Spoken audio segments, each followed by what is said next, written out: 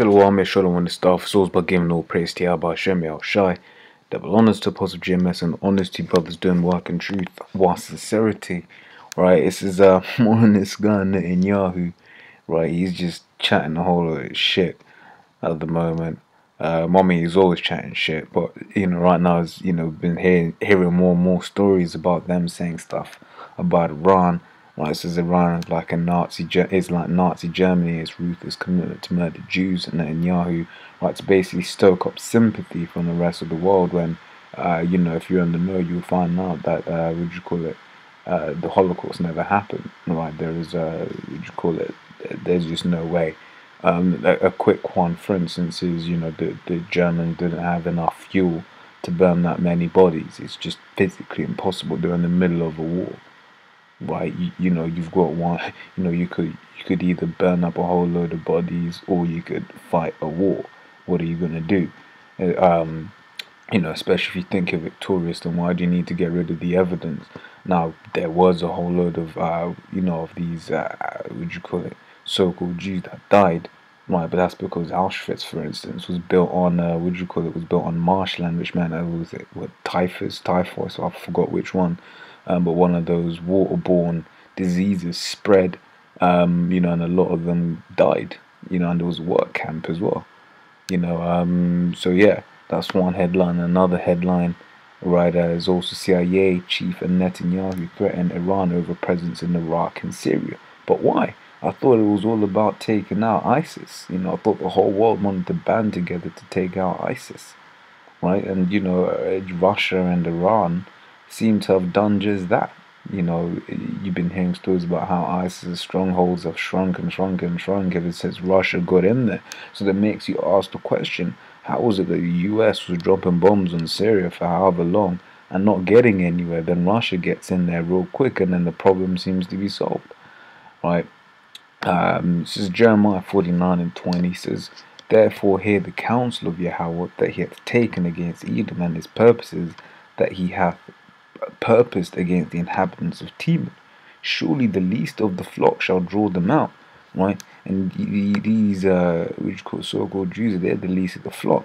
They're the house of Amalek, right? The chief house of Edom. Right? They're going to draw out America into a war that's ultimately going to lead to the destruction of America. That's ultimately going to lead to the the bringing back of the nation of Israel into that holy land. Right, because these aren't the real Jews. Right, for instance, a quick cut on that is Isaiah the 2nd chapter. Right, so I'll read it from the top. It says, the word that Isaiah the son of Amos saw concerning Judah and Jerusalem, and it shall come to pass in the last days that the mountain of Yahweh's house, right, shall be established in the top of the mountains. Right, so the mountain of Yahweh's house, the government, right, shall be established in the top of the mountains, basically above all other governments on earth. Right, it says, and shall be exalted above the hills, and all nations shall flow unto it. Right, so when we're set up, right, when the real children of Israel are set up, all nations are going to be coming up to us to basically see what I want, to see what to do. Right, is that happening now? No, that's not happening now. Right now, everyone's flowing onto America. And yeah, you might argue that, the real people in power in America are those so-called Jews. Right? But that's not the Holy Land.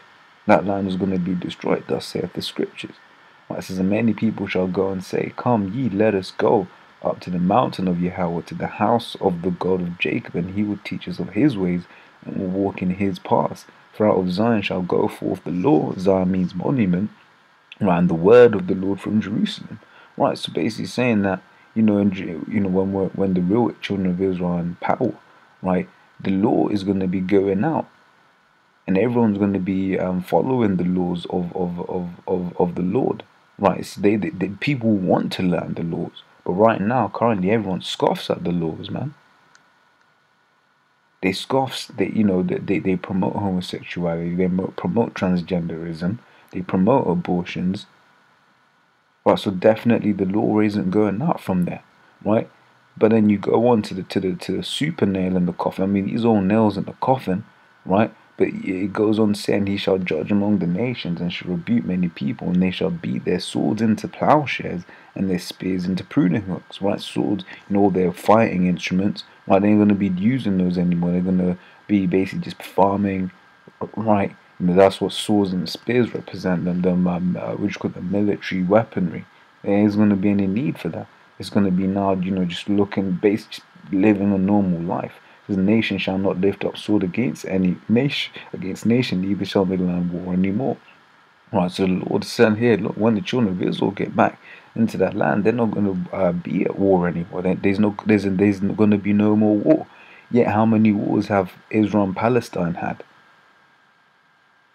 Why are they even threatening Iran? I thought there's supposed to be no more war.